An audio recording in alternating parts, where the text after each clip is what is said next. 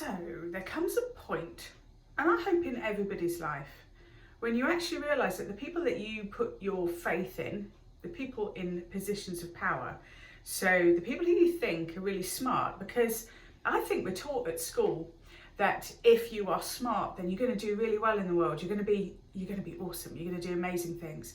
So you've got to be smart and intelligent in order to end up successful. Oh my God, that's not true. I can't tell you the amount of really dumb, thick, idiot people who are in positions of making the most incredible decisions. Now, of course, it's all subjective, because I think that people are dumb and stupid or whatever, and they probably think I'm dumb and stupid. It's all completely subjective. However, you kind of think common sense is really not that common. So there just comes a point where you suddenly sit back and go, wait, hang on a minute. Maybe it's because of the internet that we can all be experts within a kind of like a field by learning stuff on the internet, avoiding fake news and bots. But there comes a point when, if you're in a world where you meet those kinds of people, that you realise that their ideas are not always smarter than yours, that their lifestyle, that what they've done, where they are, who they are, hasn't always come from having the biggest brain or the greatest talent.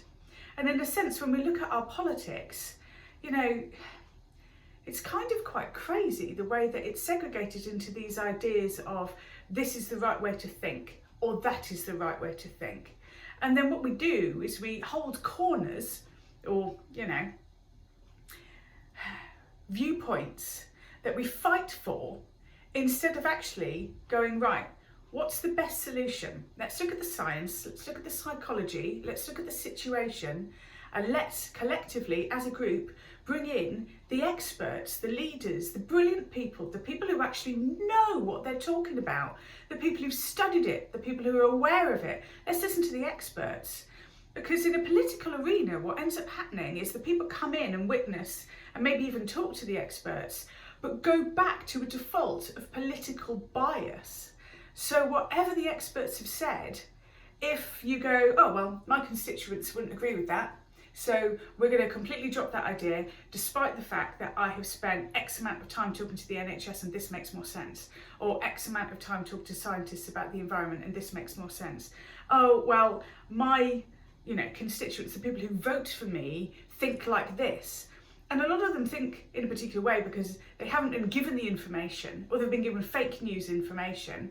So we're asking, when we're voting, people who are not experts to make decisions on things that need expertise, when they don't listen to the experts because they're hanging on to a bias in order to get voted in order to stay in power and to continue making really rubbish decisions. I think it's quite extraordinary how politics affects absolutely everything. It affects our police force, the people who look after us.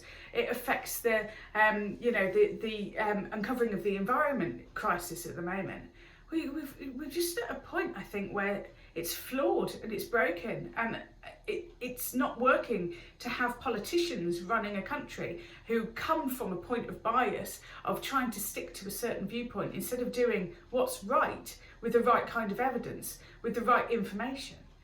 I don't know, it's just been something that's been striking me an awful lot recently, and the more that I'm digging into it, the more I think that we really need to change our political structure so that people with political bias are not leading the way when it comes to our police forces, are not leading the way when it comes to our decisions in our towns, that councils are not run politically. I think it's time for a change.